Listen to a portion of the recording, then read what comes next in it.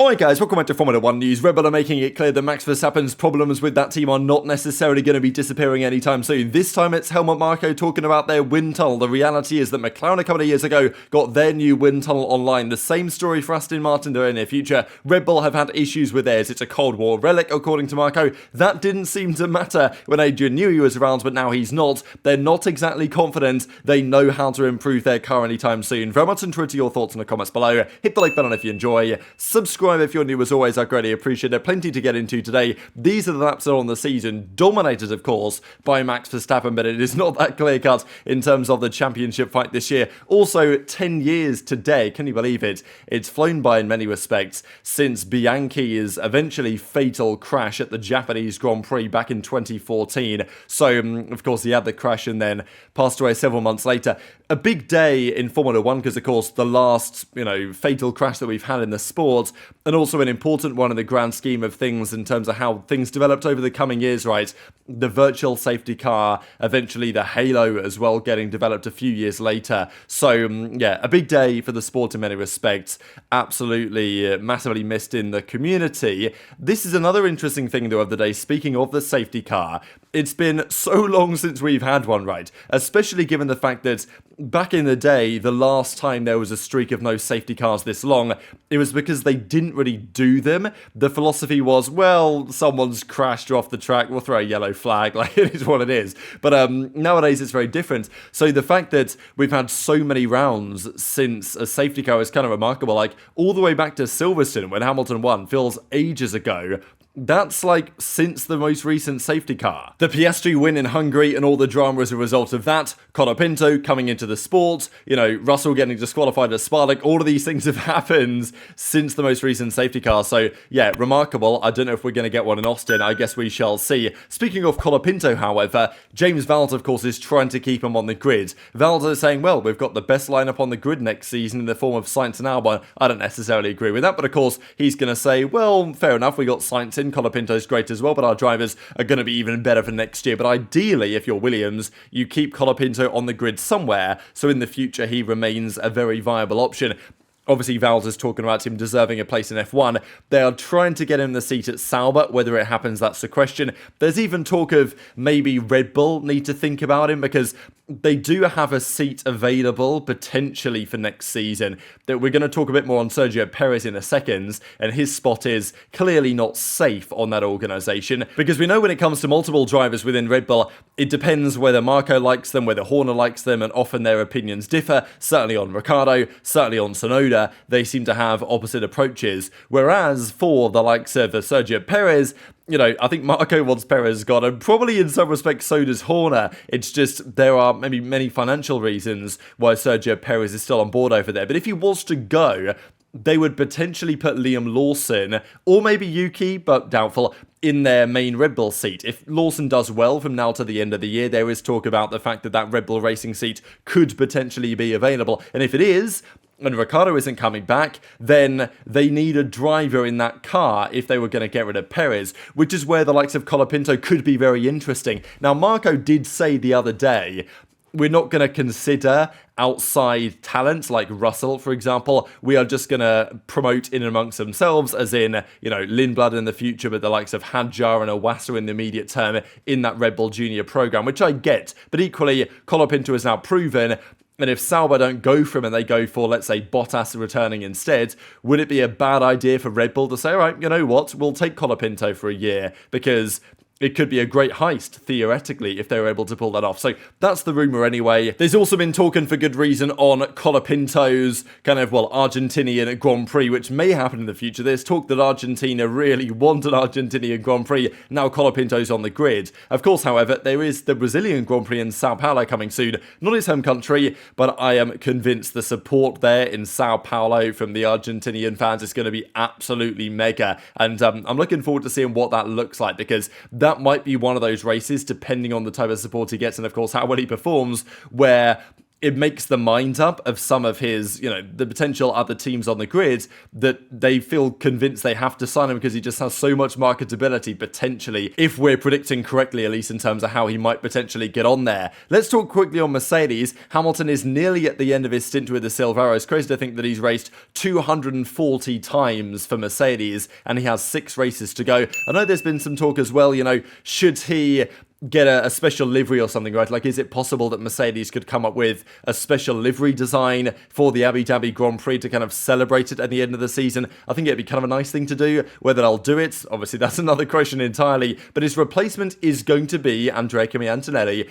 And I thought these words from Toto were quite fascinating on this, actually. We know that he says, I'm not going to talk about Max anymore, I promise, right? And we talked about that yesterday. If you guys haven't checked out the video, feel free to do so after this one. But Antonelli was obviously getting the Mercedes seat. And Toto says, well, we wanted him to come straight to Mercedes rather than sending him to Williams because we don't want him to get contaminated. And I was like, well, it's an interesting way to phrase it because his other driver, George Russell, did exactly that. So, are you saying that Russell's contaminated on some level? I mean, that kind of seems to be the implication, right? So, that's what Toto says. We're dealing with a young team next year going into the season where George and Antonelli means we are opening a new era. The previous era was great, and now it is time to turn the page and make a new start. The reason Antonelli is driving immediately for Mercedes and will not make his first debut at Williams is because you want him fresh, not contaminated, if you can put it like that, by external experiences. Now, in some respects, he's not necessarily wrong. Obviously, the point is that maybe Russell got to grips with another team, learning different things, different behaviours, different notions about technical teams compared to what's happening at Mercedes. And maybe there's a feeling from Toto that actually sending a driver elsewhere on loan maybe isn't the best idea anyway, because it just teaches them things that Mercedes don't want them to know about the sport, or teaches them ways of acting and behaving and constructing a successful Formula One project that Mercedes don't actually do. So, and as he says, we want to avoid that. I think it only brings advantages to have a young driver with you right away. So this may have also been true for the likes of Russell had they had an opportunity, which they didn't really, because of course Bottas was over there alongside Hamilton and things were working out rather well. And I don't think he's wrong necessarily, but it just makes an interesting question as to whether in the future will Mercedes actually continue this approach if it works for Antonelli of just putting young drivers straight into their car rather than sending them elsewhere. And also, does it say something about whether he feels like Russell is absolutely the man to lead the team forward when he's kind of implying that maybe he's not the driver that he could have been because he's not started out at Mercedes? That's an interesting thing to consider as well. But let's talk about Red Bull then, because lots happening there. They did a show actually at Kyalami yesterday, which was quite interesting just because Kyalami has been touted as a potential return track to the Formula One calendar at some point. Not sure it's quite grade A listed it needs to be. I know that Hamilton has talked a lot, and for understandable reasons, on trying to get this onto the calendar because of all the races around the world nowadays, all the sprints, all the different locations we go to, all of the triple headers in various continents. Still, Africa is, there's no race on the continent of Africa. And a return to Kyalami might be something that we could think about, and it's been talked about for some time as a potential possibility there. But Red Bull's gap to the frontrunners is concerning. We know that they have upgrades planned in Austin. The big debate for whether Verstappen will be able to capitalise on those is literally whether they actually work or not. If they work, Verstappen will undoubtedly, in my mind, hold on to the championship. If they don't, if they work in the opposite way, or if they simply don't improve the car, Norris is in a great position still with 52 or so points behind with 6 races left and 3 sprint races as well, where there are points on the table in addition to complete the comeback in this year's championship, right? And the gap in Singapore, despite the fact that Verstappen only lost 7 points there, which was definitely great damage limitation given the circumstances, but it was quite clear that the gap was borderline ridiculous. On the medium stints, Lando was 9/10 to a second a lap faster. Now, Lando was pushing hard, probably far harder than he needed to. Like, he admitted after the race that, he was pushing on those early tyres to try and build a gap.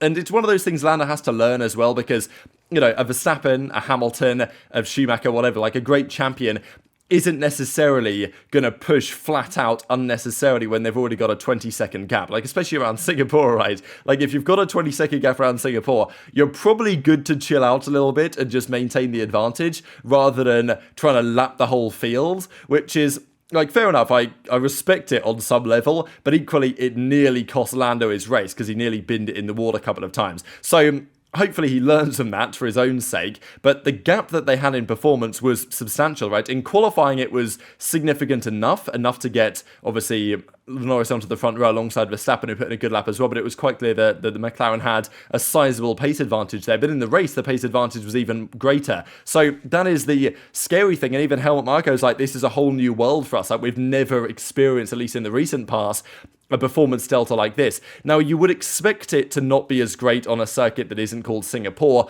Austin would, I think, and should be more competitive anyway, and there's upgrades on the way. The difficulty, though, really being in many respects whether those upgrades are actually going to work or not, because, and if they don't work, there are problems for their driver pairing, not just Max, but also Perez. Marko made this quite clear, that yeah, he's going to stay at Red Bull, Perez, don't worry about it, if he performs accordingly. So it's like, hang on a second, that doesn't sound very much like a searing endorsement as far as I'm concerned. And I will say these comments here from Marko are eerily similar to what he had to say a couple of years ago. You guys remember when he made the comment of, well, Max is Dutch and European, so he doesn't have performance fluctuations. And Checo is South American, although that's not actually true anyway, because he's from Mexico, but whatever. And therefore, he does have performance fluctuations. That was like Marko's argument, and he got into a lot of hot water for that, shall we say, and for understandable reasons. And then today, he's talking to the media and saying Perez has fluctuations. We know that. So he doesn't this time go as far to say that he has fluctuations because of his nationality, but he does say he has fluctuations, which is true. Like, it's not true. Like, Perez does tend to yo-yo a bit between having a good performance like in Baku and then falling off again, but it's not like he's had many good performances, to be honest. Like, when Perez has his in-season fall-off, he quite rarely returns to form.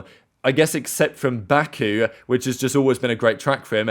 And even there this year, he didn't score points because he probably made an unnecessary decision when he was battling Sainz towards the end of the Grand Prix and they crashed into the wall. So, yeah, he says, especially when the car is modified at short notice, it takes him longer to adapt than Max does. That is certainly one factor why McLaren is currently stronger than us in terms of driver pairings. So, as good as Max may be, Marko's admitting that, yeah, like, we are cooked in terms of a driver lineup here because Perez isn't good enough right now. And he arguably makes an even more damning assessment when he goes on to say, in terms of speed, he can do it. He just has fluctuations that are becoming more and more unpredictable. So, and you know, whether they are or not, that's a question, but it doesn't seem like he's so happy with the situation. He also went on to talk about Max as well, because we know that Max has threatened to leave the sport, and you can totally get why. But as he goes on to say, Marko, the danger is there of Max leaving. Max is not a guy who necessarily wants to beat the records of Schumacher and Hamilton. When he's in the car, he wants to win, but the environment has to be right. If the whole thing no longer suits him, you can expect him from one day to the next to say that's it. And basically also confirming that Max has a performance-related clause, which basically, like, Max is never going to fail his own performance-related clause. What may fail their performance-related clause is the Red Bull RB21, or whatever the car is, right? And that's what he says. If we can't provide him with a car which he can drive at the front, leaving is certainly something that he will be considering. And potentially the reason why their car has fallen off, at least one of the reasons, there's probably multiple, let's be honest, but one of the reasons may be related to their wind tunnel. And this is what Marko's now talking about, right? So it's quite interesting to hear the discussion on this, because the wind tunnels are always talked about. Ferrari actually took theirs offline over, I think, the summer break, or maybe, I think it was the summer break, they took theirs offline just to work on an update to their wind tunnel to try and make it better. McLaren opens their new one, and I think this year's car is now fully made with their new wind tunnel. The Aston Martin factory and facility, they have a brand new wind tunnel too coming online very shortly as well. And it is important, certainly in a ground effect era, understanding the physics of the car is an incredibly intricate process. How the floor interacts with the ground, how the aerodynamic stalling effect potentially happens, how the airflow is going to work with the sides of the car, trying to seal the floor into it maximizes the downforce, certainly when the track is a bit bumpy. All sorts of problems to deal with in these era of cars, and the better your wind tunnel is, the better you're going to be equipped to actually execute on that. Now, Red Bull's wind tunnel has been out of date for ages, and they've created the RB19 with it, among others, like the most dominant car in Formula 1 history. However, there were other factors in play for that car, such as the fact that Adrian Newey was on board last year, which has not been the case from now on, right? He's out of the team, Adrian Newey, and that would be one of the arguments, effectively, that, well, it was fine when the wind tunnel was like this before because you had Newey who can see the air, whatever. Now you don't have that any longer, and now all of a sudden the wind tunnel is a problem. So as Marko says, a more modern wind tunnel would help. Our wind tunnel is a post-war model that the British Army built. We are no longer up to date, far from it, and I hope that in 2026 our new wind tunnel will be operational. Now, for some time, they've tried to get this new wind tunnel online, but they've run into some problems with that Red Bull because planning permission and stuff like this has caused them a bit of a headache. And actually getting it all approved and getting all the budgets sorted and all the other things, in terms of even under the financial restrictions now in Formula 1, there is talk about, well, you know, you can only put certain amounts in from an operational perspective, like ongoing stuff. So, look, they're trying and they will have something online in the near future, but it may not be exactly as they plan it and there may be further delays yet.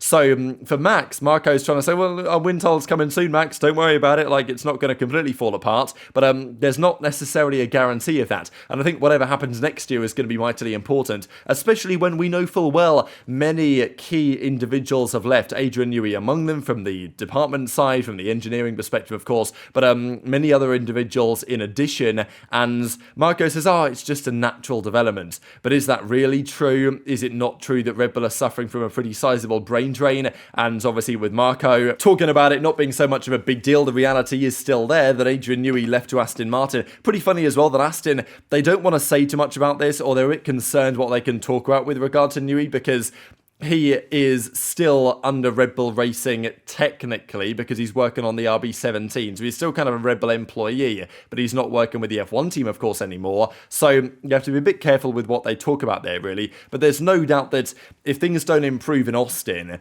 Max and Jos and his team may come to the realization that, well, another upgrade package that's come to the car, another upgrade package that's failed, the wind tunnel isn't working, the CFD isn't working, our technical team doesn't know what's going on, this team is cooked. That might be the read. If the Austin upgrade works substantially, then sure, maybe they're on top of it. But I think the real concern for Max is going to be next year's car, because this year's car, even as it is, I think Max is probably good enough on his own to hold on to this lead, and I'm not sure Lando's good enough on his own to chase the lead down particularly. Next year, you're starting from zero again. That is the issue, and Max might not even have a car that's anywhere near especially competitive with, you know, fighting for poles and wins if the current trajectory maintains. So that is the concern. Very much intrigued to your thoughts as ever what this might mean in the comments section below. Just one final thing thought was kind of interesting. Kevin Magnussen has given his thoughts on the penalty point system. We know that he was banned, the first time in ages to get banned for this, and the first time at least since the new point system as well. He thinks maybe they should do it differently, and I kind of get what he says, but his explanation is kind of strange. He says that last year, had he had points from last season, they would have been wiped off, which to be honest is only true after 12 months, so I don't really know how having points last year would have helped him this season. The reality is he accrued 12 penalty points this season and got banned for it for doing various things. He thinks it's a bit strange, and in a sense it is strange because if you get banned for a race for 12 penalty points, you come back at 0 again, and, you know, what does that really incentivize? I don't think it's necessarily the best way to do it, but I don't really like Magnussen's idea either when he says, what about if you have extraordinarily dangerous driving, you just give them a race ban full stop. Effectively, you give them 12 penalty points then and there. But he doesn't like this idea of accumulating, although surely that's kind of like a good idea, because if you consistently do minor infractions or things that you shouldn't be up to, as Magnussen has done plenty of times this year, I think it makes sense to accumulate points and then get a race ban at something. Like, I don't hate the format. I just think like the way that it's done, where you get to 12 and then back to 0, maybe isn't the best. Like, maybe it should accumulate over time, and if you then get through a certain threshold, then you get a race ban, and then after the race ban it drops down a bit, but not completely. I don't know. Intrigued to your thoughts on the comments. I think they could possibly improve it slightly, but very much intrigued to your thoughts. As everyone, all this stuff in the comment section below. Hit the like button if you enjoyed, subscribe if you're new, take care, and I'll see you next time.